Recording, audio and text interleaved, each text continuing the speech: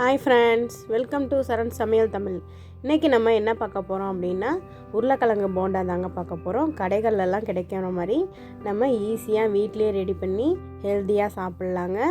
அது மாதிரி சுவையும் சூப்பராக இருக்குங்க.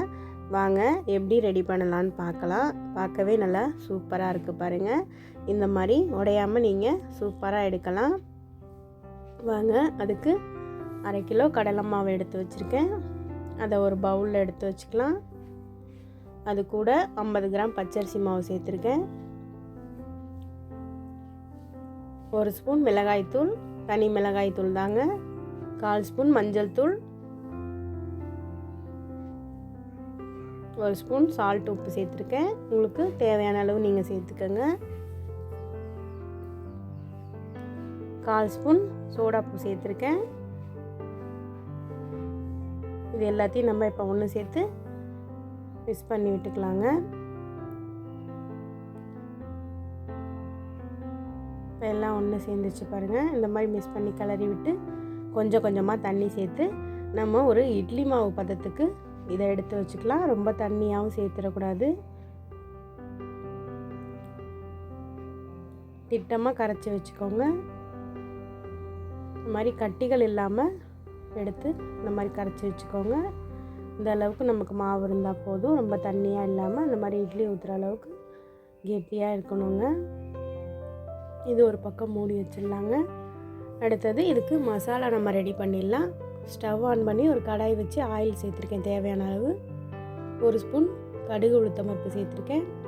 1/4 ஸ்பூன் சோம்பு சேர்த்துருக்கேன். அடுத்தது கருவேப்பிலை சேர்த்துக்கிறோம். ஒரு பச்சை மிளகாய் அரிஞ்சு வச்சுருந்தேன், அதையும் சேர்த்துக்கிறோம்.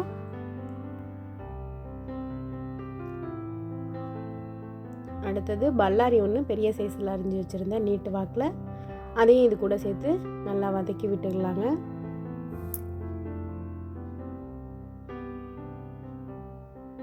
இது கூட நீங்கள் காய்கறி கூட சேர்த்து நம்ம குழந்தைங்களுக்கு கொடுத்தோம் அப்படின்னா ரொம்ப ஹெல்த்தியாக சூப்பராக இருக்குங்க. பீன்ஸு கேரட் இருந்துச்சுன்னா நல்லா பொடி பொடியாக கட் பண்ணி இது கூட சேர்த்துட்டோம்னா இது கூட சேர்த்து சாப்பிட்றதுக்கு செம்மையாக இருக்கும். நான் காய்கறிலாம் எதுவும் சேர்க்கலை. இஞ்சி பூண்டு பேஸ்ட் 1 ஸ்பூன் சேர்த்துருக்கேன். மஞ்சள் தூள் போட்டு அரைச்சி வச்சுருந்தேன். ஒரு தக்காளி கட் பண்ணி வச்சுருந்தேன் பொடி பொடியாக, அதையும் இது கூட சேர்த்து நல்லா வதக்கி விட்டுக்கலாங்க.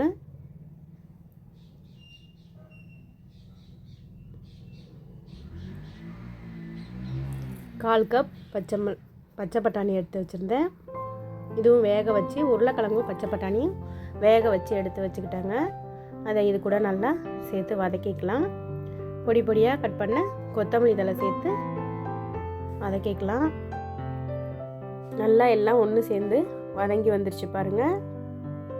இப்போ இந்த ஸ்டேஜில் நம்ம கரம் மசாலா 1 ஸ்பூன், மஞ்சள் தூள் 1/4 ஸ்பூன், மிளகாய்த்தூள் 1 ஸ்பூன் தனி மிளகாய்த்தூள் சேர்த்துருக்கேன். இது 3த்தையும் சேர்த்து நல்லா வதக்கிக்கலாங்க. மசாலாலாம் நல்லா ஒன்று சேர்த்தும். தேவையான அளவு சால்ட் உப்பு சேர்த்துருக்கேன். உருளைக்கிழங்கு ஒரு 1/2 கிலோ போல், 1/2 கிலோவுக்கும் கொஞ்சம் கம்மியாகவே இருந்துச்சுங்க. அதை நல்லா வேக வச்சு இந்த மாதிரி நல்லா கையாலேயே உடச்சி விட்டு வச்சுருக்கேன். நீங்கள் பாதி பாதியாக கொஞ்சம் தென்படுற மாதிரி வேணாலும் போட்டுக்கலாம். இந்த மாதிரி நல்லா நான் உடச்சி விட்டு இது கூட சேர்த்து நல்லா வதக்கிக்கிறேன்.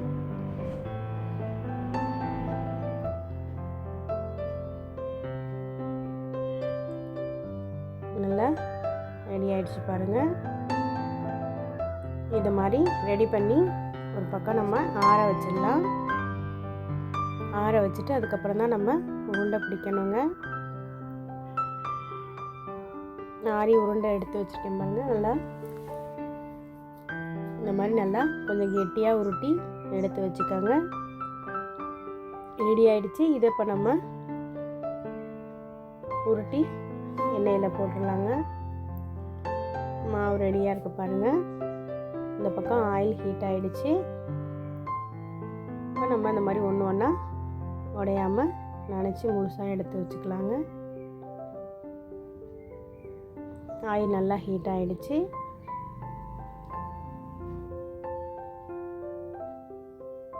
இந்த மாதிரி பொறுமையாக நினச்சி போட்டு எடுத்துக்கோங்க. வீட்டுக்கு யாராச்சும் கெஸ்ட்டு வந்துட்டாலும் நீங்கள் டக்குன்னு ரெடி பண்ணி கொடுத்துடலாங்க.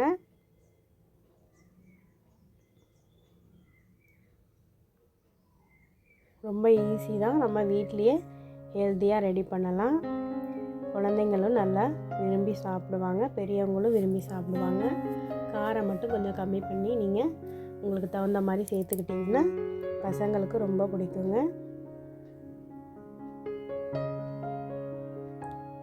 நம்ம எதுவும் வெரைட்டி ரைஸ் இருந்தால் கூட அதுக்கு நம்ம தொட்டுக்கிட்டு சாப்பிட்லாம்.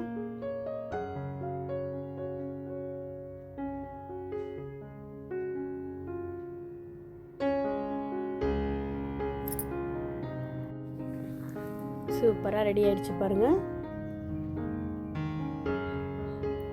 இது சட்டுன்னு நமக்கு ரெடி ஆகிடும். உள்ள மசாலாவும் நமக்கு வெந்திருக்கிறதுனால சட்டுன்னு சீக்கிரம் நம்ம இந்த பக்கமும் அந்த பக்கமும் பரட்டி எடுத்துடலாம். அடுத்தது இந்த மாதிரி டக்கு டக்குன்னு நீங்கள் நினச்சி எடுத்து போட்டுக்கலாங்க. எனக்கு உருண்டை கம்மியாக இருந்ததுனால நான் அது கூட இப்போ இந்த மாவுலேயே நான் முட்டையும் சேர்த்து, மாவு மிச்சம் இருந்துச்சு அப்படின்னா நீங்கள் முட்டையை வச்சு கட் பண்ணி முட்டை போண்டாவும் இதில் செஞ்சுக்கலாம். பஜ்ஜி, உருளைக்கிழங்கு, வெங்காயம் இது மாதிரி எது கையில் இருந்தாலும் மாவு மிச்சம் இருந்துச்சு அப்படின்னா நீங்கள் இது கூட நனைச்சி போட்டிங்க அப்படின்னா டேஸ்ட்டு வேறு லெவலாக சூப்பராக இருக்குங்க.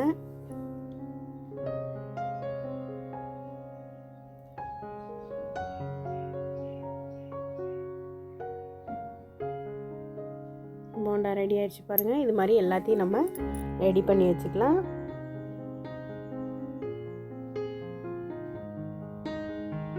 இப்போ பார்த்து பொறுமையாக எண்ணெயை வடிச்சிட்டு ரெண்டு ரெண்டாக எடுத்து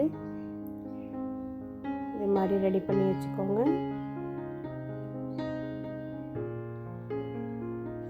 இப்போ எல்லாமே நமக்கு சூப்பராக ரெடி ஆகிடுச்சு பாருங்கள்.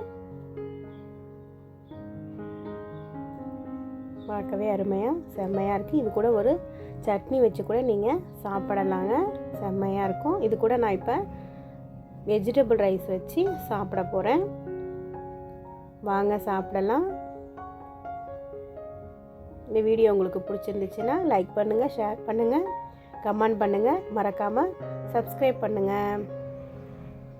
உள்ளே பார்க்க சூப்பராக இருக்குது பாருங்கள். தேங்க்ஸ் ஃபார் வாட்சிங்.